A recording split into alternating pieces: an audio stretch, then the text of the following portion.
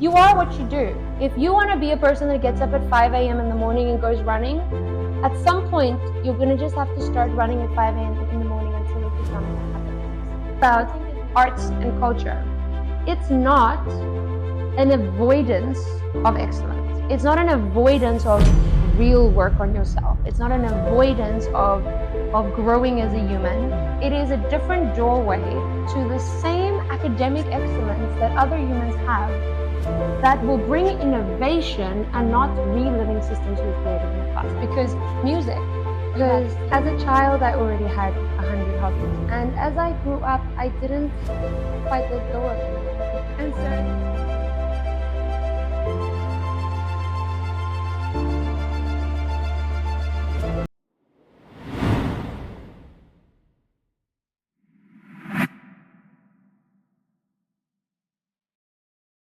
welcome to Beyond the Box, and I'm your host, Emma Mpatlele, and today we are joined by an amazing guest, Tashai Simmons, right? Tashai is a social entrepreneur, a neurodivergent social entrepreneur. In fact, she calls herself a career chameleon. A career chameleon. Too many hobbies. Absolutely. So she's going to unpack that with us today. She's going to talk about creativity. She's also going to talk about culture as well as neurodiversity. And yeah, I'm very curious and keen to learn about the work that you do, Tashai. Welcome. Thank you so much. I appreciate it. Yeah, such an honor to have you. And I cannot wait for the audience at home to hear what you are about and the important work that you do at the studio. But first, you need to tell us, what is this a career chameleon?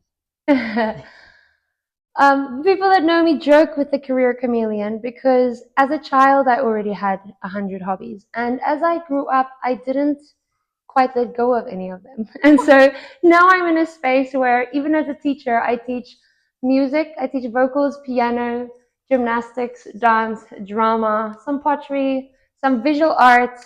I work on film sets as a makeup artist at times. I speak as a neurodivergent entrepreneur at motivational speaking things. I taught as a full-time preschool teacher for 4 years, and I'm only turning 30. What? So that's why I a career thought you chameleon. are in there like midlife there, and you're still so young, 30.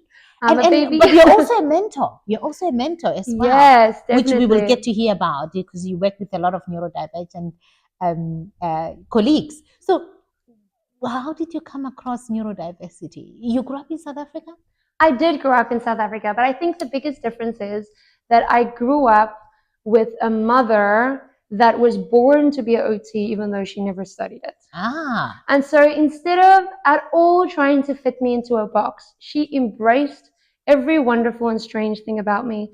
And even the way she explained neurodivergence, I need to give you, because it is so perfect, and it didn't connect neurodiversity to shame. I can't remember ever thinking I'm on the spectrum, because both autism and ADHD, but I never remember thinking that as an identity attachment, as a because it was just, I have a very interesting brain, and my mom harped on the interesting rather than the good, the label, or the impressive, or and so she explains neurodivergence like this, and it is the cutest. So our brains, as neurodivergent people, as all kind of people, have little rivers, right? We know we have neural pathways, and our thoughts are little men that need to jump through that river and swim to the other side to get you to actually action that task.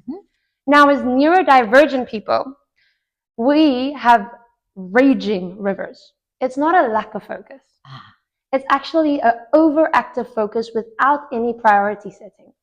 So everything feels now urgent. And so you're task hopping, not because you're struggling to focus, but because everything it's all happening in your brain. And too fast. So if you eat the right foods, right, and you don't put MSG and flavorants and all kinds of things that we know affect the ADHD brain into your body, you can slightly slow that flow so that it becomes easier. Through diet. MSG, horrible for focus. And it's in almost everything. Absolutely. Right? It's almost like you can't run away from it. flavorants, colorants. So my whole life, I wasn't medicated. I chose to become medicated when I started a business because executive function over 18 people versus managing yourself. It's different. You're Totally allowed different. to, without shame, have assistance. Yeah. Right? So Absolutely. those little rivers, you can calm them down by regulation.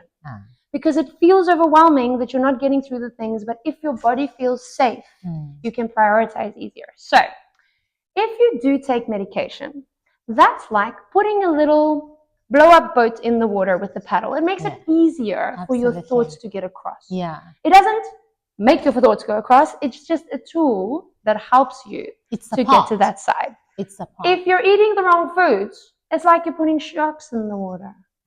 So even though your little man is a blow-up boat, you're causing chaos in your system. So just even the way that my neurodivergence was explained to me was just your brain is different. We need to find other ways because these things about you are so wonderful that, of course, the normal expectations can't fit in there, but that's okay. We'll work around them. Look how you problem solve. You're so kind. Look at you notice that. So she focused on me as a human, not on the disorder. And so I've grown up an advocate, not because I had to survive the world alone and I hated how it was, but because I had a backup that was with me every step, with my mom. She taught me things like word association. That helps you follow conversations as a neurodivergent person. Having something that connects rather than blurting out your next thoughts as a child. Your mom. All these kinds of things, sensory things, creativity, poems and stories to remember, academic things I need to remember. So I have a completely different relationship with neurodivergence, and this is also why 70% of my employees are also neurodivergent, because I understand how to unlock. It's just removing the shame.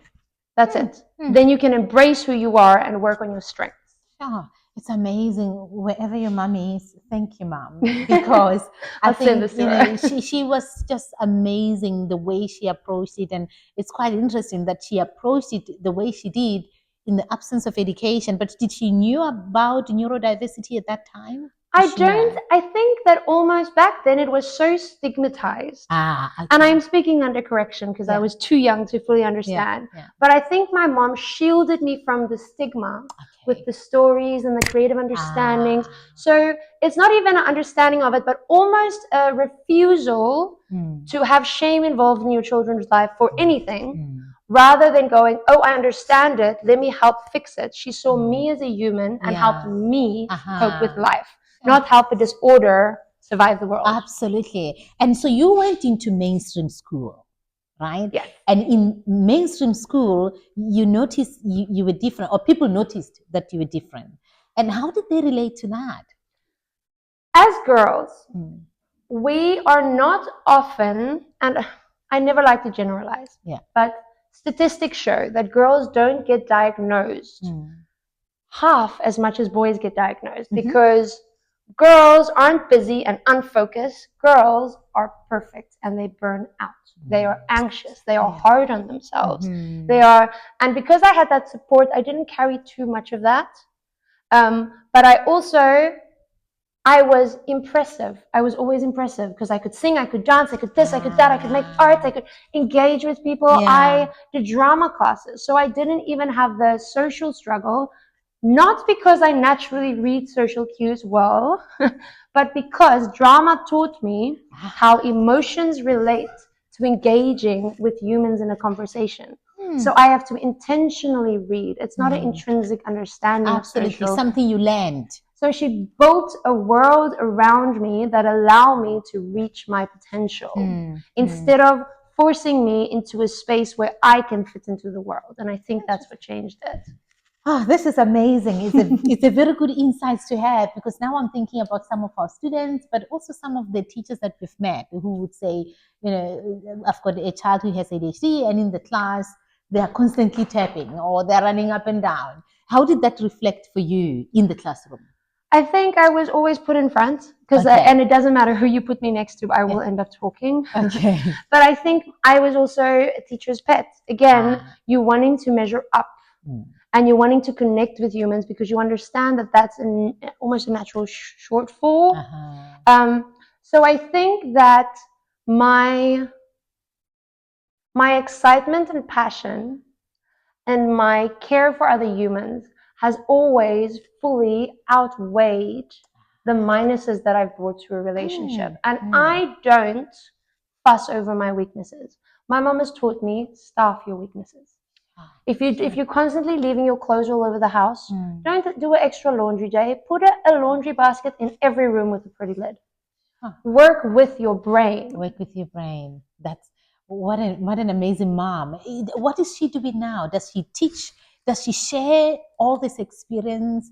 Because if I'm looking at the impact this has had on your life, it's significant. It really, really is. And it speaks to how the difference between having an empowered parent who understands neurodiversity and therefore knows how to support their child as they grow, to the parent who just doesn't know. Firstly, they don't know what ADHD is or what autism is. Now they have to accept that, oh, my child is different, but this difference is not necessarily accepted in the mainstream. So how do I deal with it? And let alone, okay, this is what I'm going to do, right? Yes. So what is she empowering other parents? Yes. Okay. My mom's my biggest inspiration story. When I was little, her first job was in Rainbow Chicken as a receptionist, and she got married.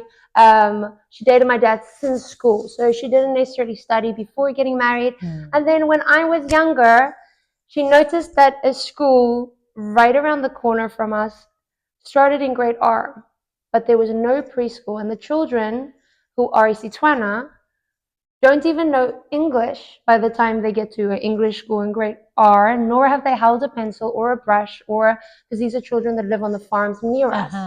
And so she started a nonprofit creche and went to study with 𝐶𝐶wana as a language so that she could translate for the children. That's Northwest. 𝐶𝐶wana in 𝐀𝐃𝐇𝐃, Gauteng. I grew up. Oh, you grew up in Gauteng. You're a GP gal. Okay, yes, yes. So she's got the heart for the community essentially. That's where you get that from. 100%. And I think beyond that, she has never stopped learning, and she's never been afraid to fail. We're going to try and make a difference. If this doesn't work, surely there's going to be something else that will impact the people around us. And now she's grown fully. They live in Australia now, and she's now a school counselor. She's what we call a chaplain in Australia, and their whole job is to be that for students.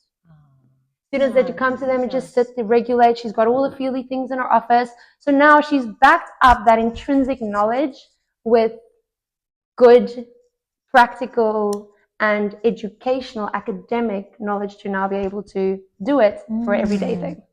Sure, this is amazing. And talking about the work that your parents are doing is an amazing work, because a lot of children, they come from an environment where they don't have anybody to just help them regulate and come down and understand their emotions and how to deal with them.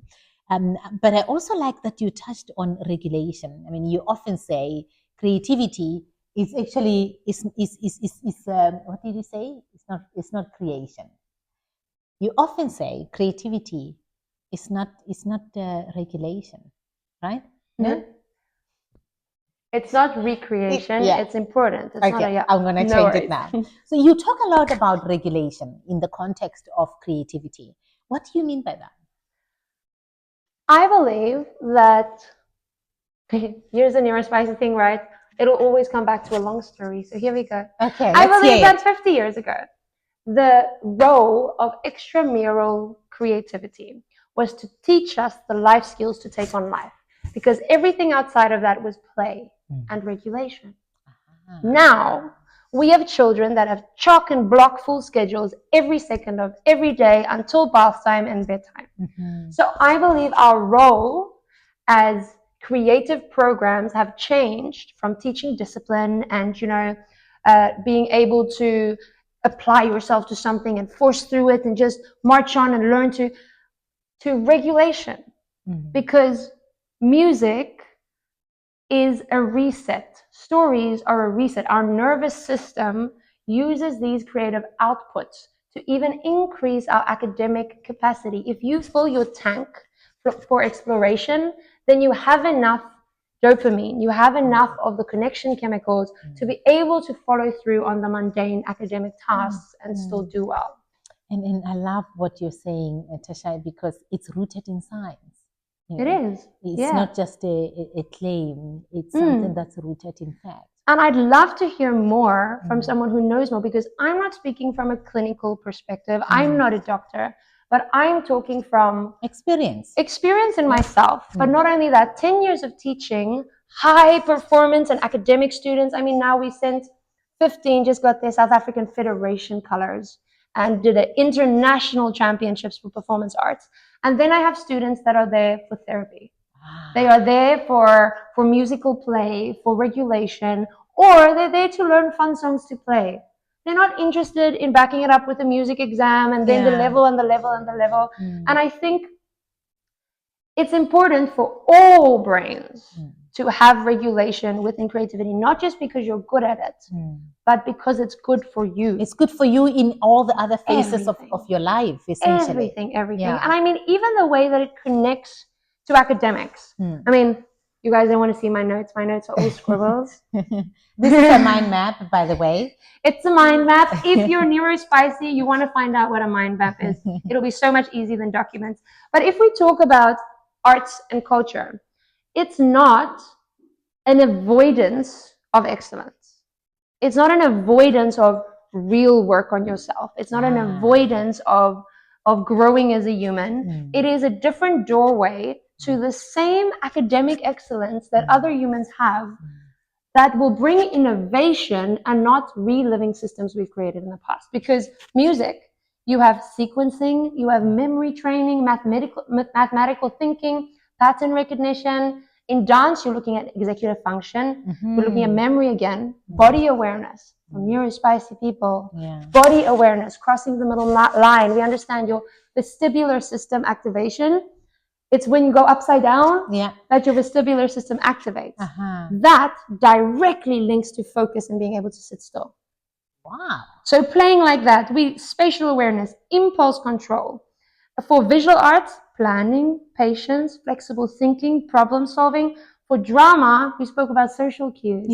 Learning to read social cues, verbal and non-verbal communication, emotional intelligence, speech and vocabulary. Those are all academic skills and mostly the shortfalls of us as neuro-spicy people. I think so did you just say neuro-spicy? Neuro-spicy, I love that word. Because I was not sure whether I'm hearing you correctly. So for us as neuro-spicy people, wow, I love it. Because it just adds just a little bit of spice. Because I think that the name attention deficit disorder is the most incorrect version of it, because it's not attention deficit. It's a neurotype. That's what we call it. Too many different focuses. There's too much attention. There's too much sensory overwhelm. There's too much input, not too little. Because if we think about it, 100 years ago, there was maybe 4 inputs at a time, and everything meant something important. If you were in the forest and you were a hunter, if you heard a bird, it meant, oh, there's something to eat, or something's going to eat me. There was a direct response from that, right? Colors. Humans weren't able to differentiate between a lot of colors now, but back then, over 400 colors would be separate. And I believe, and it's called The Drummer in the Great Mountain that does this research. It's very, very interesting, especially if you have a child that is neuro-spicy. He talks about hunter brains and farmer brains, rather than ADHD and neurotypical. Hunter brains are meant for sprints and rest, innovation, creating things, but then calming down and regulating, not consistent effort. Farmer types follow the seasons. They can do repetitive, important work. They set the timers on our traffic lights. They're very, very important. But the hunter types were meant to fight for, to build, to create, and so now we're in a space where at any given time, even if we keep quiet here, we think it's silence, but just pause for a second and pick out 5 sounds you can hear. I literally just had what sounds like a chair cracking. No? Do you understand? You can actually, if you focus in here, the cars in the road next door, if you sit still enough and you've ever been outside camping, you notice that electricity and wires make a sound. Now, as a neuro-spicy person, I am not taking in your voice as the most important. I'm taking in everything around me and trying very, very hard to focus on what you just asked me. That's not an attention deficit. That's just a sensory system overwhelm. And that can be sorted by regulation. I love how you so beautifully unpacked that. Okay, that's your phone. Yeah, don't worry about that. Okay. I'll just lock it for us. I just love how you explain that, Tashai. I totally love it. So now, so much of what you do, much of what you've talked about is what the studio is about. Yes. Tell us how the studio came about. This amazing space for young and old people. Young and old, yeah, all across. How did that come about? Long neurodivergent story. Neuro-spicy story. Neuro-spicy story. Yeah. I taught first as a full-time pre-primary school teacher from 2 years old to 6 years old in order to be able to be the art, dance, and music teacher. Because you could never have arts as a full-time job because it's not real.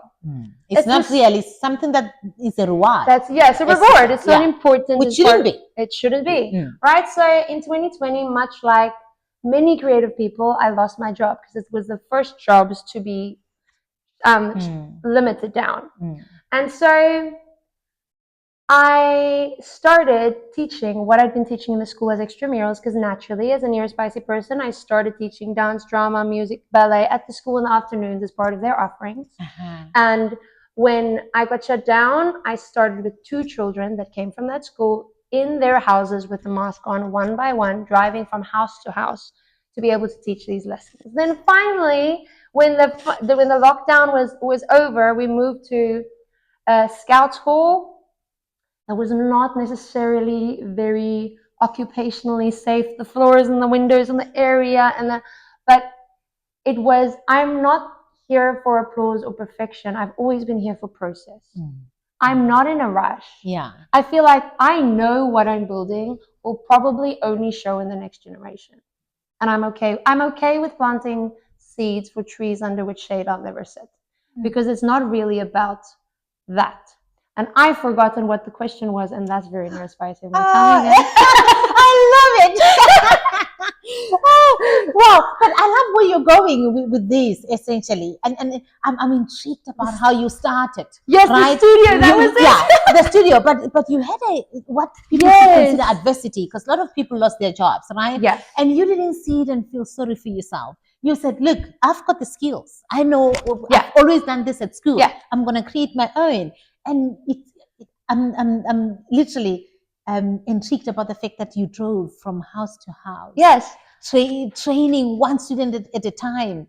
And then you went to places that were less than ideal, but you kept going because you had a bigger vision in your mind in terms of what you want to achieve, right? And we go back to my mom. Yeah. Because it was, what is in your hands? I know what you don't have memory. I know you're not that great at sitting still. What do you have in your hands? Yeah. And what can you do with it? And a lot of my mentorship also links directly to that. So, the studio. This is amazing. Wait a minute before you get to the studio. I think most young people need to hear it, right? What do you have in your hands that you can move with? Especially in South Africa, because we have high unemployment rate, right? And often we feel like we've got nothing, or I need to get a degree, or I need to get a qualification of some sort.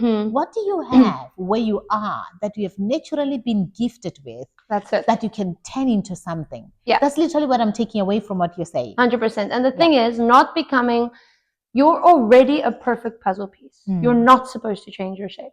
You're just supposed to go find where in the world you're supposed to integrate for the next generation to be better off. Your job, there's the coolest. I'm a little obsessed with scientific facts. Yeah. They're not very useful in any other way. No, they're very important.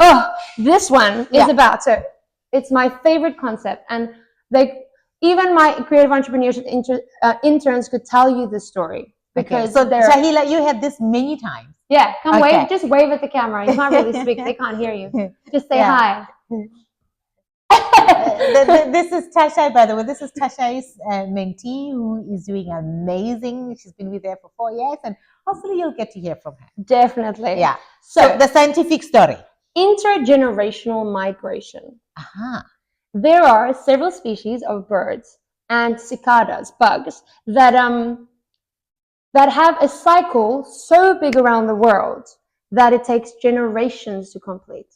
But it flies as far as its little wings can carry it, as far as it can go, and then lays eggs and dies. And when those eggs hatch, those little creatures know intrinsically where to go. They go as far as they possibly can. So it doesn't become about what you can do in your lifetime. It becomes, what can our generation change in 100 years, in 200 years, in 300 years, instead of, oh, I'm so upset that I don't get to have a regulation space in my work. What can you do now that changes advocacy for somebody else into systems, into one-day culture? Because us sitting in the same room pre-1994 would not have worked, but there was advocacy, and advocacy turned into systems that became legal, and then systems became so normalized that it became culture in the way that there's no more awkwardness now between me and you. There's not like, we don't even think about it. That's it. It doesn't. Do you understand what I mean? Absolutely, because people did the groundwork, right? Yes. They didn't look at what do we benefit now. So we're doing groundwork. Yeah. We're not here to put the cherry on top, and that's okay. Process, not perfection. Purpose over performance. I love this. That research is stuck in my head. And are you googling the box that she's talked about? Yeah, Chandila, I'm asking your digital marketing lead here. Okay, so now you then established the studio, which is where you are. This amazing space that promoting creativity. I know you have learners across the board, the neurodivergent, the neurotypicals together. Yes. You're empowering the next generation of innovators through unconventional ways, because it's not traditional, study maths and science. Yes. Yeah. Talk to us about the studio. So the studio, after we're at the Rovers Inn and we're in the Scouts Hall for a year, I started with 2 students, and by the end of the year I had 38. And not because I am wonderfully specialized, because I have 100 different hobbies. I'm very generally qualified, but I'm not intimidated by people who are more intelligent or more gifted than I am in specific things. Because I know my role is an innovator, a starter. I don't have the time to have my masters in music and take them through exams. I'm here to get them so regulated and passionate about music that neurodivergent children can go to an academic teacher after me and then continue the normal academic pathway. So we have 4 departments that all started as side hustles for me while I was still a teacher to fill in on my income and my boredom, because doing one thing has never been part of my life. So you found something that really resonates with who you are. Yeah. That's now generating income for you, but also employment for other people. Exactly. And it started, like everything with me, from identity. Remember, you're already a puzzle piece. So it's figuring out what you can do. So one day, you most likely will have my wife on here, because she's a founder of a wonderful nonprofit that works in the area where she was born in. And the first thing that I started is called Canvas, Clay, and Rosé.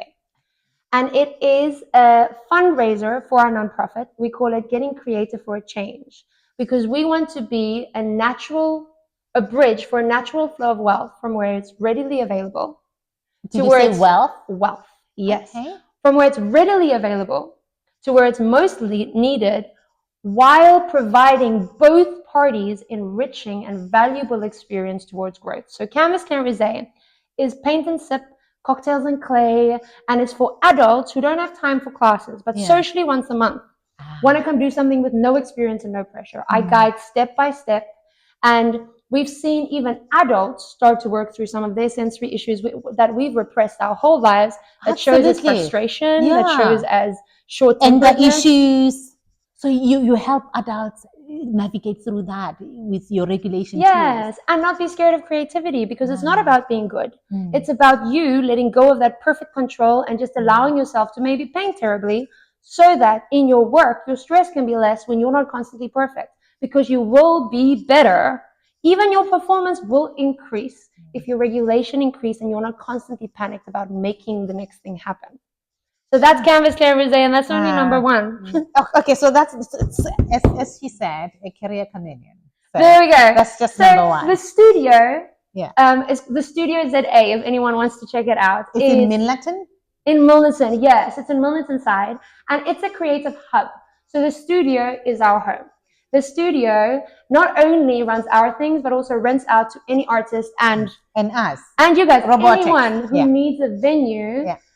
Again, finding where your puzzle pieces are. Now, I've already grinded and found a venue. Why would I make every artist go through that grind? Planting trees. Yeah, planting trees for people to enjoy the shade when you're not here. Yes, because collaboration will always be beneficial. Absolutely. I don't have to fight to have to barter with you because collaboration will have mutual benefits. We just go further if we go together. Absolutely. When we know this in South Africa, Ubuntu, it must, it should be intrinsic, and yet most of us fight There's there's a struggle still. Yeah. Operating from the mindset of lack. Exactly. Yeah. And it just doesn't exist. That idea of lack has forever been the thing that pushes people over the edge, and it doesn't exist. You do not have to fight other people to get, there's not a limited amount of success. That's right. And I think that connects beautifully to the next one we have, New Rising Arts Academy. It's a dual pathway performance and visual arts academy that has academic and recreational programs, 48 in a week. 7 genres of dance, flexinastics, which is specifically for neuro-spicy students. I am teaching you gymnastics, but I don't care if your toes are pointed. I want you to fall safely if you do inevitably climb that tree at home. Wow. I want you to be able to handle your core, because core is directly, this fiddling is because our cores aren't strong either. So we're not settled in our bodies. We're not able to. Do you understand what I mean? Yeah, I hear you. Yeah. Now you see. Let me fix the car. You see what I mean? I see what you mean. So we got all the dance, and I mean, we've heard now how amazing dance is and movement is, especially for neurodivergent students. And then we teach sculpting, and we teach visual arts and crafts. So Zen, who you also have at some point on the show, has a degree in fine arts, and she handles our sculpting. But also we lean into acceptance and embracing of all minority groups. So we also have a queer and crafting group, because that's another group that has never had a safe space to be. So it's not about fighting for one thing, but fighting for a more collaborative world. More inclusive space. Overall. Yeah. Sure, Tashai, you guys are doing such amazing work. And when you talk about movement, we had Dr. Barry 𝐸𝐵𝐻𝐵𝐻 from Potchefstroom University. Dr. Barry, we never forget you, because you shared some important scientific facts that are really cost nothing and they're beneficial. So he's a kinetics expert. Okay. And he talks about the science of movement in regulation. And this is essentially the bulk of what you do at the studio. Yeah, that's amazing. And that's only just because I'm coming from it, from a lived experience and teaching experience. Working with a child will maybe for the first 3 weeks be uncomfortable for you as a teacher, but after that, they get in a flow and you are just facilitating. If you fight a student into a system, you better hold that system in place their whole life, because you become their discipline. It's not intrinsic. Passion becomes discipline because they care how that song sounds when they play it, not because they're forced to be able to practice 3 times a week. So we have music connects to that as well. And I mean, if you talk music and regulation, sound and regulation, there's so many beautiful things that come from that. So we teach 15 different instruments with that. We run an aftercare, which is only 20 children. So it's one-on-one time. We can get help with homework. And then we have a creative entrepreneurship internship program. And before you talk about that, I'm thinking on what the teachers can learn from your approach, because you're saying if you are to force a certain way of regulation in the classroom, or in an activity for a child, you better make sure that you maintain that throughout their life, which is impossible, because there's a different touch points the kids go through. So I'm curious what the teachers can learn from how you in the creative space do things as far as their work with the children in classrooms. I think a lot of the time we design our systems for compliance and not regulation. And again, the educational system was designed 100 years ago, and it's barely changed. It's slowly starting to shift in our generation, but it was created to create factory workers because we were in an industrial revolution. That was already the second step. So there's a beautiful quote, and I wish I could mention who it is, but I actually can't remember. It's, I am a soldier so that my child can be a carpenter, so that his child can be a poet. Our aim was never to grind ourselves to death.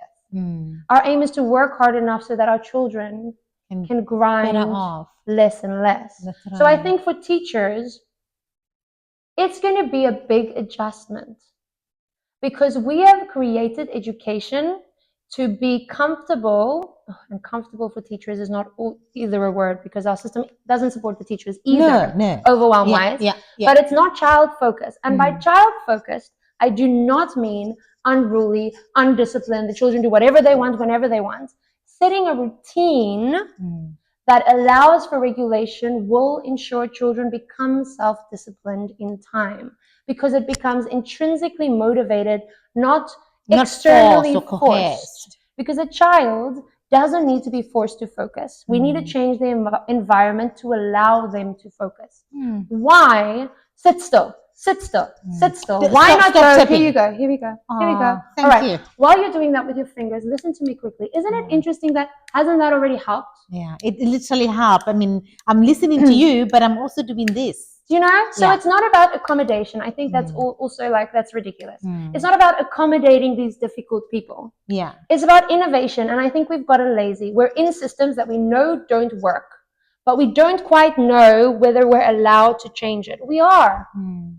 You are what you do. If you want to be a person that gets up at 5 a.m. in the morning and goes running, at some point, you're going to just have to start running at 5 a.m. in the morning until it becomes a habit. Absolutely. And I think as neuro-spicy people, we understand that fully, because many things are not because we want to do them, because our dopamine is low, our inspiration chemical is low. So we've learned that frustration capacity to be able to try something even if you don't want to do it.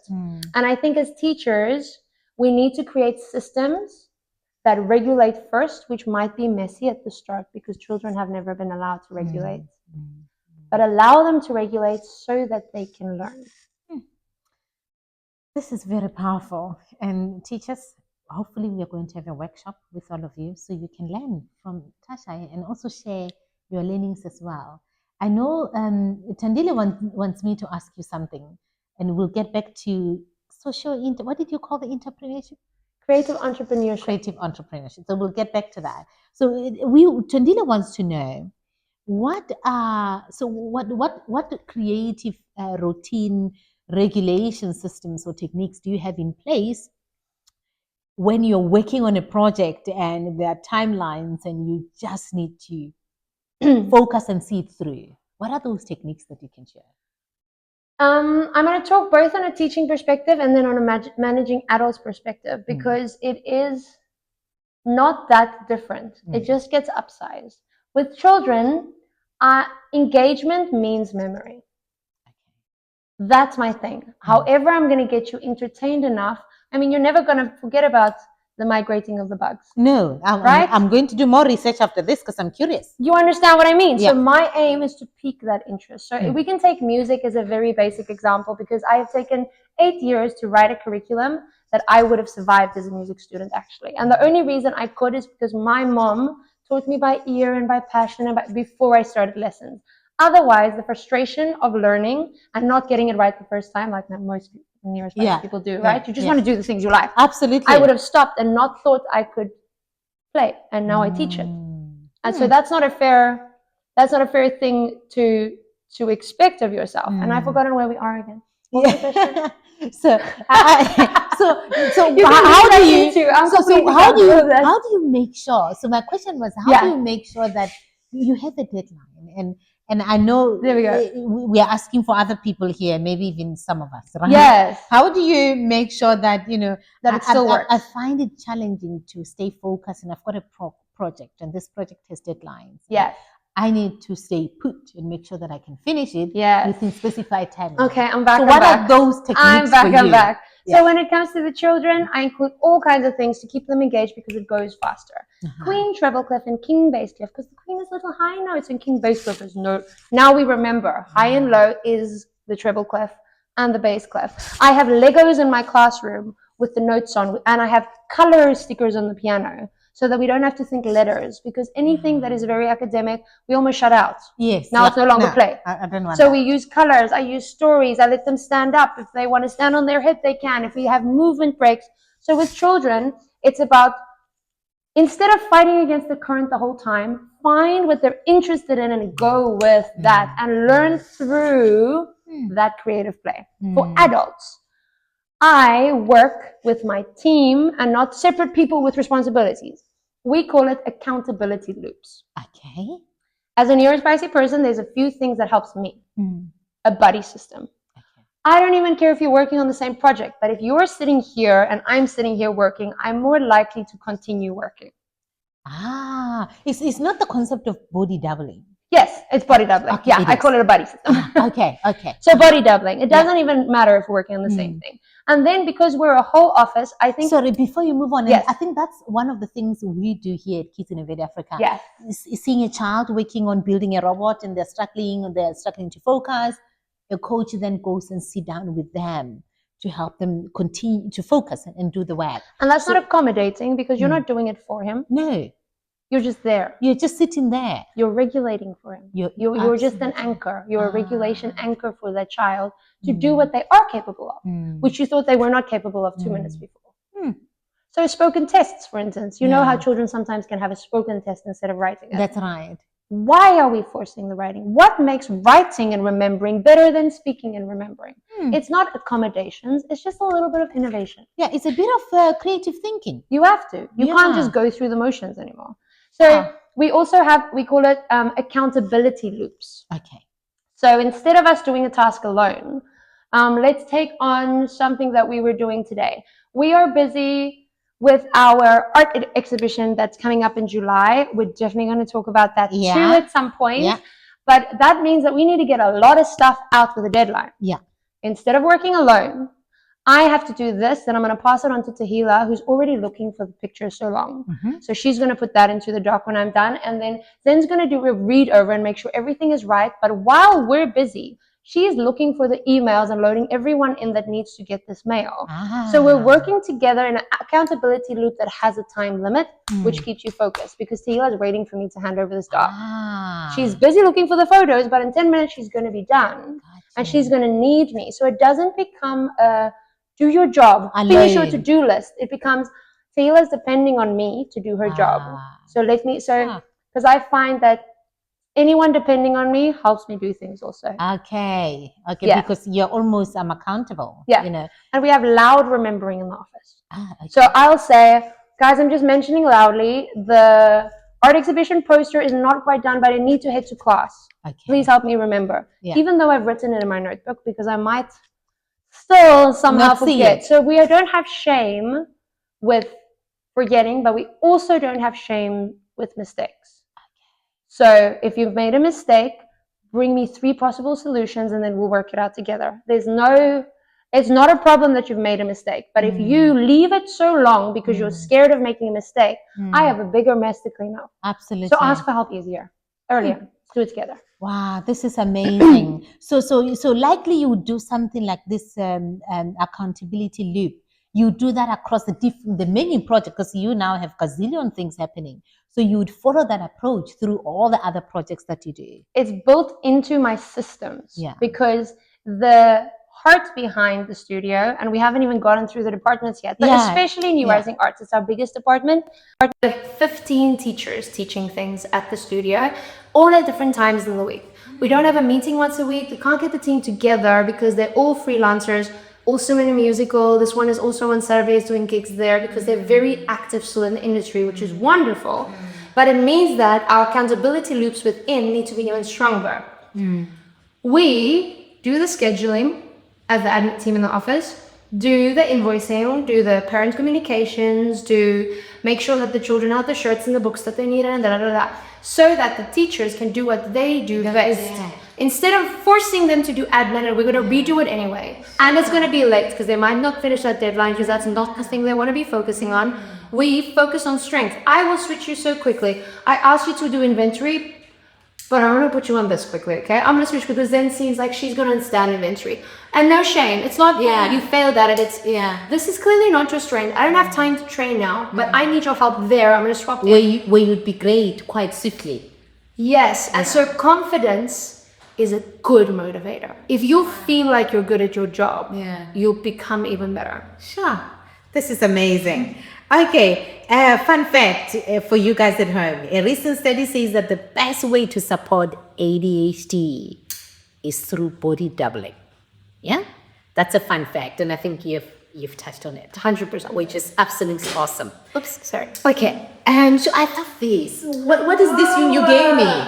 This is a fidget cube. So it's basically just a level up from anything else because it's got a little rolling ball. It's got a lot of things that are good.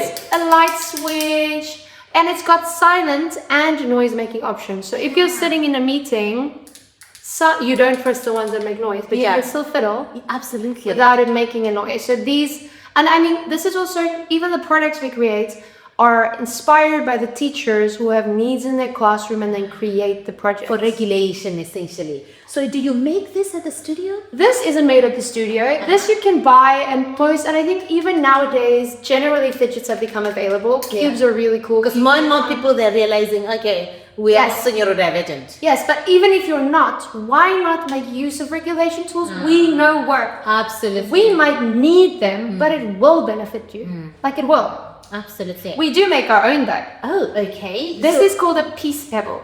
A peace pebble. And your sign it's made of air drying clay, and then it's painted with acrylic paints and then dotted with a textured rubber paint. So it's very fiddly and lots of fun to pick at. It's very nice. But when your thumb fits in, the enclosing of that naturally has a calming. So you can sit still with this versus fiddling. Because it's the same as sitting in that tent behind you. It's an enclosing, it's a calming thing for your nervous system. That feels so good, just holding it like this. So students come and learn how to make this at the studio? Yeah, they do. We have a lot of our art is guided by sensory and emotional development. So we are learning. Again, we're not skipping the academics, but we're holistically finding the pathway through it. Because warm and cool colors also are directly connected to emotions. Red feels angry. Green feels calm. So you can actually work a lot with stories versus here's your book. It says that red means anger. Now take that in. That's right. And so what I'm thinking now in terms of skills development, because that's what we do here. We give skills to young people. And so I'm wondering whether this is something neurodivergent students could make and essentially earn an income, Tahila, from something like this. This is something you teach? Okay, so all of you teach, The concept came from Tashai. It's a beautiful simple little clickable. Less abundance, I can actually switch in with Tahila, and I'd honestly, I'm putting her a little on the spot, but she can explain a little bit because what you're talking about is our creative entrepreneurship internship and the courses that go with that. It's a course that I co-wrote with someone that centers around identity fueled purpose. So knowing who you are, what your puzzle piece is, and then understanding, okay, this is what I have in my hands. What does the world need? Okay, there's a link. Okay. It doesn't matter if it's possible. Stop with whether it's possible. You know there's a need and you know you have that. Now let's talk about what do you need to get to the point where maybe step one is possible. And that can lead to, okay, how do we create a logo? How do you research what kind of market you're going to actually be providing a service for, all of those things. And we can take you all the way from designing your first product or coming up with maybe a problem solving thing to one day running an entrepreneurship business within the course of a year. So it's a good year course. Once a week. I love this because, in a country like South Africa, Tashai, we have high unemployment rate, and I'm sure, many people at home can agree with this. So having spaces where you can literally get a skill, I don't think you need a degree for this, do you? No, you don't. Yeah. So having a space where you can learn a skill for something that's so needed, for regulation and really for anybody else. It's not just about neurodivergent, because I feel so good holding this. Right. That's why I feel so good. I don't want to give it away, am I? So if younger people, Tashai, can add a skill to make things like this and create an economy or monetize out of that, well, they can live off it, and particularly neurodivergent people. Yeah. Because it's not a lot of them that gets to have opportunity to work in a formal environment. Yeah. So taking them through your course where they can produce this and essentially start a business is something beautiful. And we have proof of concept for that, because As You Wish Kids Events is the last department we didn't get to. Yeah, we didn't talk about that directly links to what you have in your hands. Everything that we learn, we turn into a party. Parents don't want slime at their house, but you can come have your birthday party and have a slime party by us, or a dance party, or a pamper party. And everything that we create, we go, okay, that was interesting to you. Like, you brought up this thing. This can become an income for you. How can we turn it into an income linked to our creative hub so you have credibility and a platform and a backup while you're learning to earn? I've got a question for you. I know you've got some questions for me, Tundil. I've got a question for you because we had a meeting, a very important meeting this morning, a some business meeting for that better. And so which kind of help us to streamline. We sometimes as entrepreneurs, especially social entrepreneurs, we can come across as being everywhere, doing everything, right? Yeah. Because we're just so passionate and, we are chameleon entrepreneurs, if you like, to steal your word. Do you find you guys touching on everything and that comes up and helps the studio or hampers the studio from growing bigger? That is a very, very important question. And the best answer I have for you for that is the fact that we let go of something that didn't quite work just as easy as we try something new. So everything that's ever been innovated at the studio didn't run maybe longer than a month. It just didn't work. Yeah. So we don't try and harp on, but what I do, again, it comes with the loss of focus sometimes because I've moved on. Yeah. Right. So I go, all right, the queer crafting class is a great idea. I started the class because I knew it was necessary, and it is a demographic that really struggles to find safe spaces overall. That's not a bar or a club or where do you meet people that's not out. So once I designed it, I handed it over to Zen, who has the same heart and the same advocacy for this group, and I stepped away from it, and it became income for Zen. So it's not about also keeping it for me, because remember, I'm planting seeds. I'm not yet worried about the effort. Yeah. I know it's necessary, and God knows it's financial sustainability, right? But I'm not worried about making money now quick. I'm worried about artists and musicians making sustainable money so that when they one day get pregnant, they don't need to get a real job.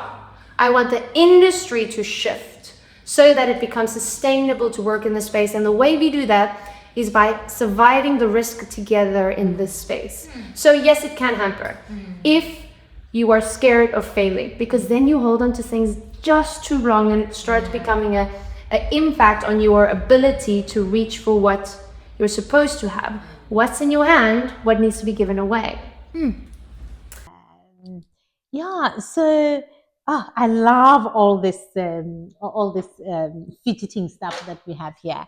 We didn't talk about your staff because they are all neurodivergent, but also what I wanted to touch on is the fact that most of the people that are running these programs at the studio are females, no? Yes.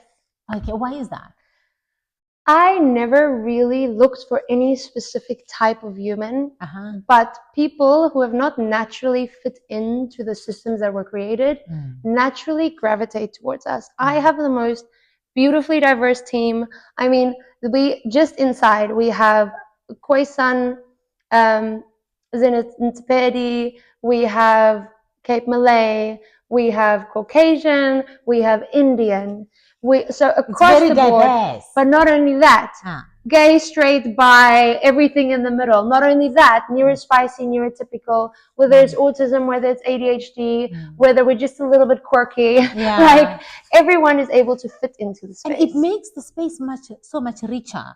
Diversity is a superpower. Yes, essentially. And you can chat even to some of our neurotypical staff in how they experience me because especially one of our staff members, Richard, exceptionally talented, plays 12 different instruments, is under the musical understanding and experience is just exceptional, but his brain is the opposite to mine. And yet he has constantly said he's chosen to stay at our company and grow at our company because he's never felt a community like that before, because in the end, community trumps applause every time. Absolutely. That's so powerful. We're going to have to wrap it up, and I'm sure you guys enjoyed this lovely conversation. But Tashai, what advice do you have for a neurodivergent person, a young person wanting to enter into the space that the studio is, this powerful creative space? What do you say to them? I think the biggest thing that we need to learn as neuro-spicy people is to not be afraid to fail. I have probably failed more times than most people have ever tried things. And I just kind of fail my way forward. As long as you're heading towards that core thing that is what you want in life, don't come sing because you're a good singer. Don't join arts because you're already a great artist. Although if you are, 100% come join. But what I'm saying is you don't need any experience to be able to join the studio, whether it is our events or our kids parties or actually academically working through a passion that you have. You only need to be able to come to the table and learn. So do not try and come perfect, just come curious. Yeah. Curiosity is one of the important skill that I think every human being should have. Yes. Navigating life through a mindset of through curiosity opens a lot of doors for us. For sure. Very beautifully said. What are your parting words to our audience? What do you want them to remember from this conversation? Remember, in the end, what we're doing here now is not really about what we're doing here now. Our job is really to find what beautiful slot is ours in the world. And there's luckily not much you have to do except for become more and more and more you. If you can become more and more and more and more and more you, every time you become a little more authentic, you are closer to where you are supposed to fit in the world. Don't change yourself. Embrace your brain and learn who you are and why the world needs you.